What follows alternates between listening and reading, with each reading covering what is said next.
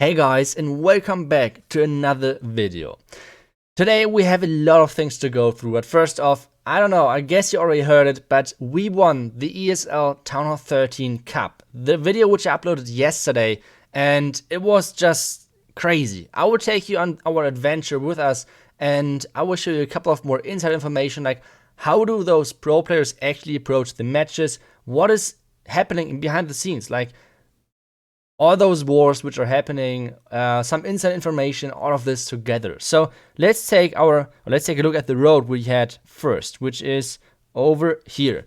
So first off, we had to beat Zombie Doom, then SNT Elite, Furia, 3-Star Empire, the Noobs Zero guys, which we all showed yesterday in yesterday's videos. If you guys would like to check out that, make sure to check out the video of yesterday.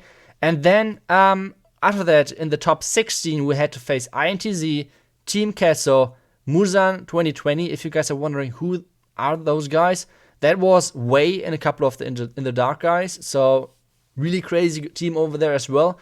And then it was in the finals against Team Vatang. We won all of those matches. Some of them were super close. So like in the end, we had a little bit of luck as well. I think that's completely normal. Like that's how it is. But I want to take you into all of this with a couple of more inside information. And we're starting off with a match against Int Z. And if you guys are surprised by the score, the reason why it was that one-sided is because Int Z was together in a gaming house and they had Wi-Fi problems in the end. Like their last two attacks were actually disconnects.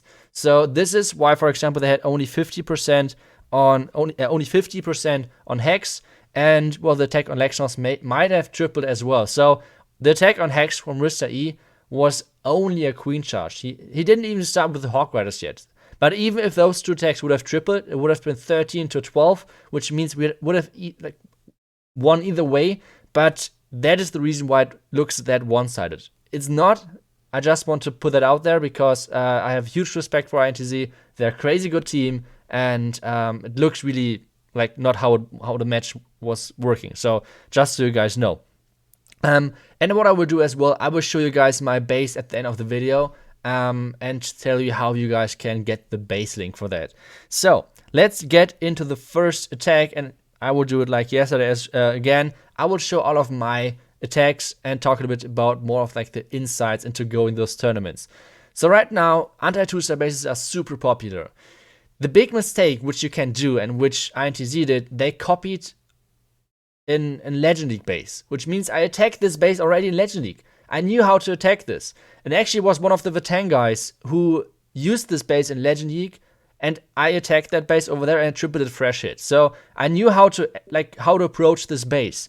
I knew that I could walk the bottom side of this base, like just walk over here and then send in the miners on the right side. Why I did that is kind of simple. This base is normally screaming for like, let's do a queen charge at the top side. We're getting the enemy king, we're getting Inferno Towers, Expo, we get access to the scatter shot, we can take out the enemy clan castle early. But they're normally all of the traps, like every single black mine, etc. So it's just stupid to charge over there. This is why I decided, okay, let's charge at the bottom. But how do I actually make sure that I'm getting the second star? Because that's the risky part about this plan, right?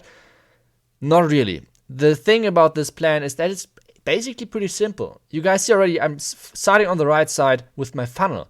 The idea is to take out all of those buildings, which makes sure that I have a really nice street for my miners and my Hawk Rider into the Town Hall. And this means that the Town Hall is not random or like is not in any danger. So I will get the second star for sure.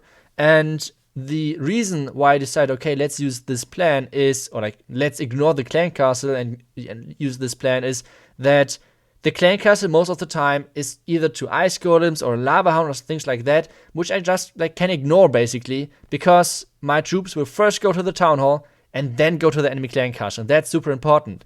The next thing which I'm going to do is just use the warden ability.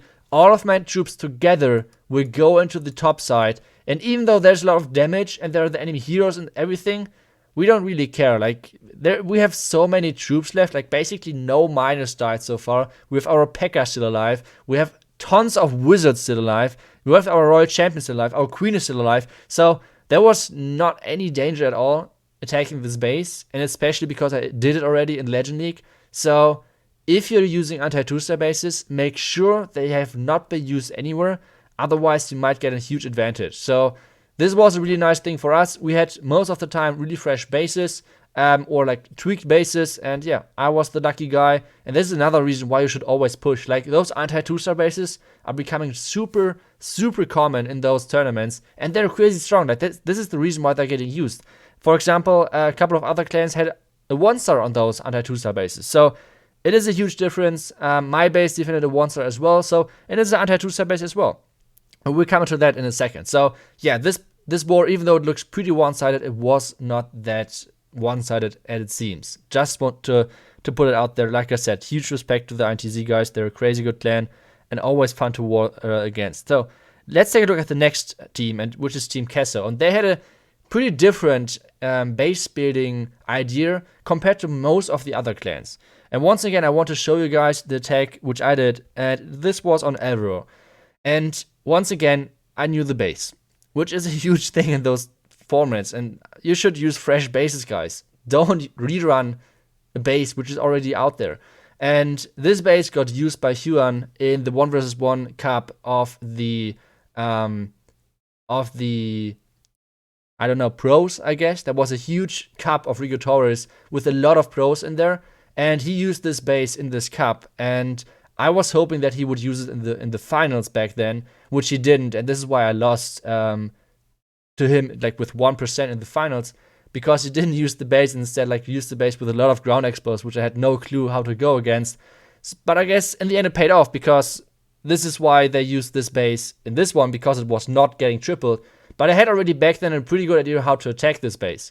And what Team Kessel was doing in multiple of their bases is that they're, like, the idea of base building is that you always have to protect the Town Hall, which is 100% true. And most of the pros at the moment are always going for the Town Hall. Like, they're always trying to charge for the Town Hall.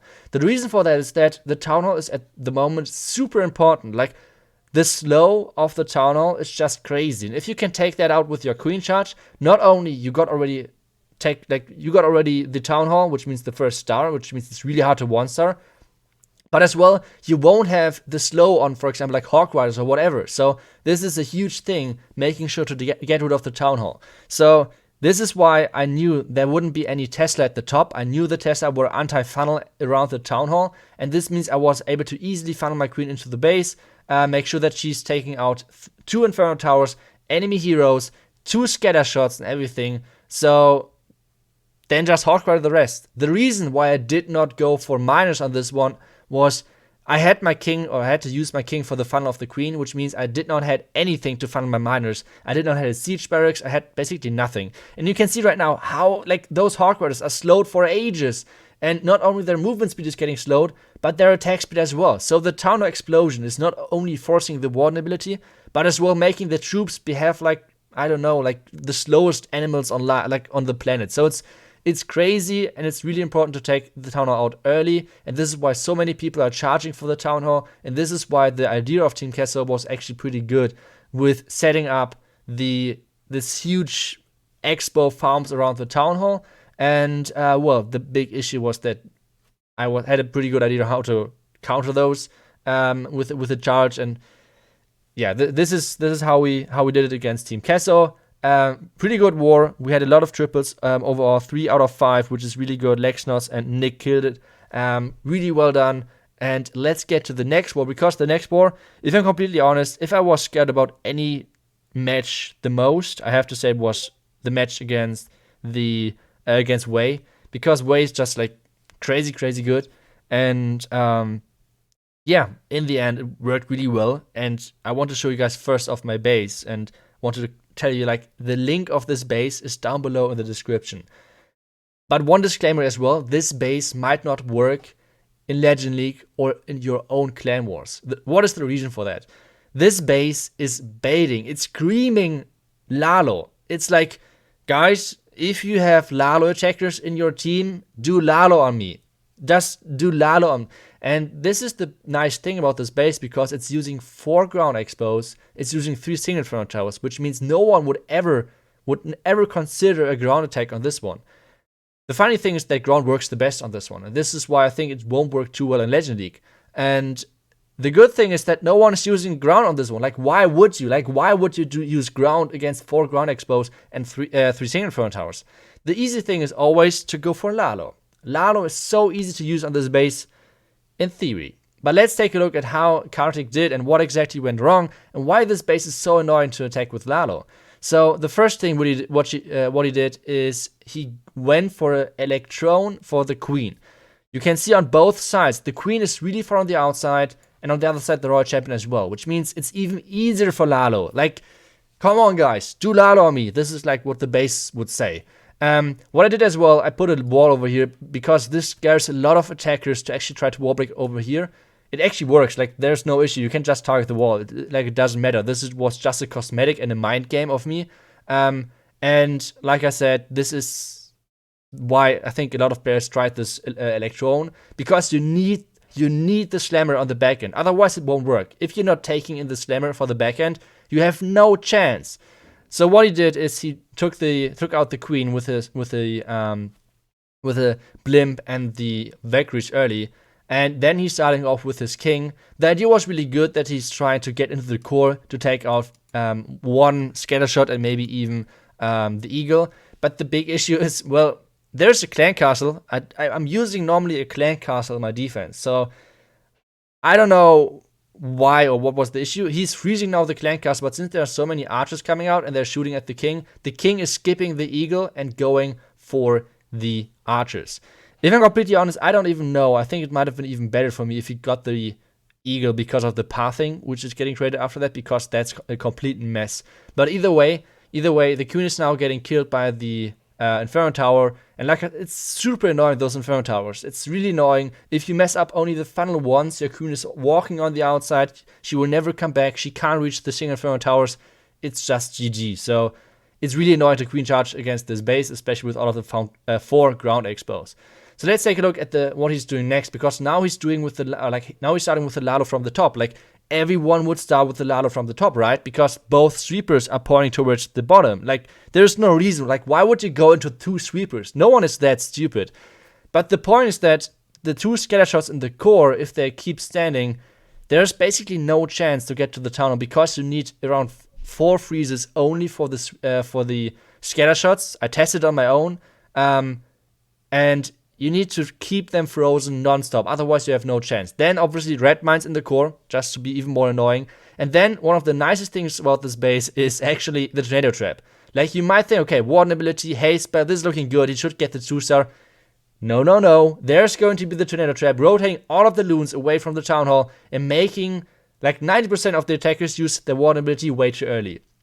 And just the setup, like, there's not much left standing, right? There are like a couple of wizard towers, maybe some archer towers, but there's not too much left standing, which is actually defending air. But the problem is no one is getting further than the town hall, and this makes this base so strong. Like I said, this base is not working too well in my opinion in Legend League. You can obviously try that out if you want to, but this base is just crazy good against competitive players who still always try to force Lalo, because, well, if I'm completely honest, I would do Lalo on this base as well. So it's just a perfect bait, and everyone went into it. Like, everyone used Lalo on this base, and sometimes they were able to secure the 2nd star, sometimes not. But let's take a look at my attack and what I did. And I used Queen Charge Dragons on this one. And the reason why I used Queen Charge Dragons is I feel like so many people are trying to defend Queen Charge Hybrid or Queen Charge Minor so badly that dragons become a really good thing. And they're pretty similar, right? Like, you have to funnel them properly. You have to do the Queen Charge before that as well. I just love the Queen Charge, so that's super, super nice. And what I try to do on this one, you might think, like, I try to make sure that my queens go into the town hall, but there's like a too big dead zone. Like, it's super obvious that there's like the queen won't go inside, which means, okay, I planned her to go on the left side, then funneled over here, so this forces her into this gap. And the reason why those gaps in the walls is it makes wallbreaker setups really annoying and really strange to plan. And this is right now the current meta, that you want to make the enemy like rethink their plan and make it really hard to predict where things are going, because it's a one-hit format, which means if you're messing up the first attack, you basically lost. So yeah, this is why those gaps are in there. But you obviously should test if you can abuse those gaps, which I don't know if they didn't saw the charge or thought like no one would do it.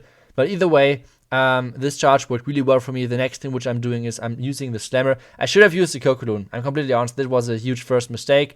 And this attack was actually overall really, really bad, because you will see in a second why. The Slammer is now going to the right, funneling perfectly. Now the eagle shots are coming down. And now the question to me and to you guys, why the heck do I not use the warden ability earlier? Like right now, I'm not blocking any damage. I could have blocked so many shots off the Townhall. That was just stupid by me. But either way, my dragons lost already a lot of HP, but so far it's fine. Another rage for the dragons in the core, just to make sure that they're staying alive. My queen is doing right now nonsense, trying to go through some walls, but either way, Royal Champion on the back and Dragon and Baby Dragon on the right side. Now the Tesla farm in the back, which is really annoying to be honest. But I had some loons and a Baby Dragon saved just to support everything. My dragons are super low. Another reason why I was super angry with myself after using the one ability that late, because all of those dragons could have had way more HP. But either way, it's enough in the end. I have the Baby Dragon on the right side. I have my queen still alive. I have my queen ability basically swagged. So this was another triple for me. And this was our semifinal match against Wei and his team. So another tough match, another really good opponent. I think we had a super tough road to the finals, even though we had a little bit of luck, obviously. But we had really good opponents against us. And now let's get to the final. And well, the final were the only match where I had a fail yesterday. Like every other match yesterday, I had a triple.